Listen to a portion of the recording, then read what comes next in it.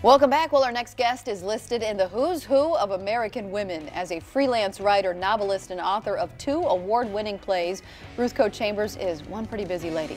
She recently released her latest novel, House on the Forgotten Coast. Set in Apalachicola and Florida's northwest coast, the story involves a new family in a new town finding themselves in a new community where an unsolved murder finally comes to light. Please welcome to the show, Ruth Chambers. So good to see you, ma'am. Thanks for being here. Thank you for having me. Neptune Beach resident, proud to say one of our own. Yeah. Thanks for coming. Okay, let's talk a little bit about House on the Forgotten Coast. What is the book and the novel about? I'll give you my elevator speech, okay? It's about Annalise Lovett Morgan, who dies on her wedding day in 1879 about. And she dies tragically and with a terrible secret in her heart.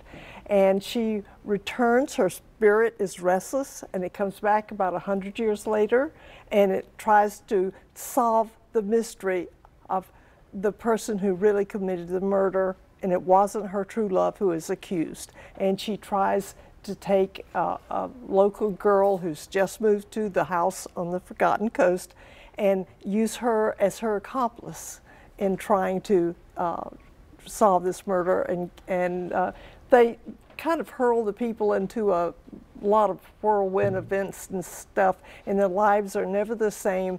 And I said to you, it is a small book, but an awful lot happens in this book. And I believe it. I believe it. You are a well-read lady, just talking to you a little bit beforehand. And your passion is writing, and you have been writing for years. Let's talk about how you came into writing and how you ultimately got to this book, because this is different than all the other books that you've written.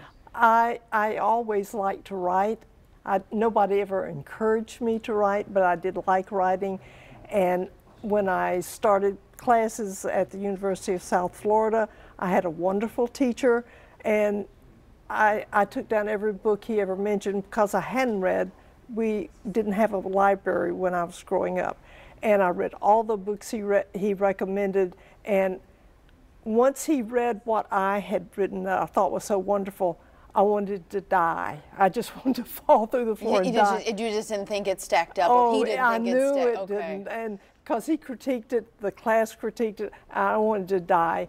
But I heard something by Eudora Welty, and I thought, I can do that. So I went home and I wrote what ended up being my first novel. I wrote a short story, and he said then, it seems like a different person wrote this than had written what I had submitted before.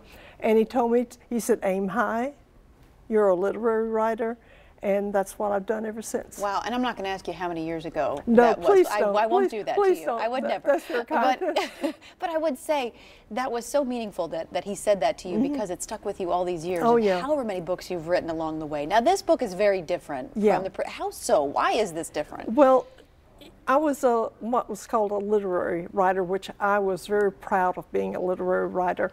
But anymore, with television and everything moving so fast, that isn't really good. And I discovered that mysteries are more popular. So I wrote a commercial book. My husband said, why don't you write something that people will buy?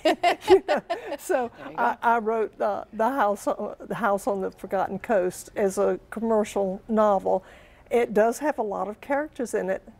But it's a page turner, from what I hope so. What do I those think so. Yeah. Well, I've just we don't possibly have enough time to really get into how much of books have been a passion of yours. And I asked her to list off 5 of her top. I mean, you have so many books that you've read over the years, and you've taken all that information and all that knowledge and all of that experience in writing, and then we have this little gem here, which is fantastic.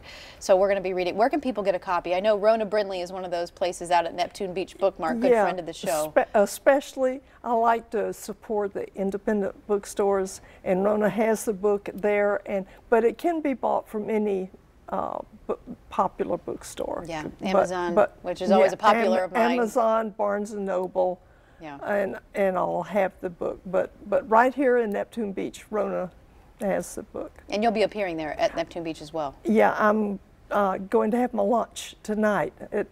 the bookmark. Awesome. 7 p.m. bookmark as 2020 First Street over in Neptune Beach.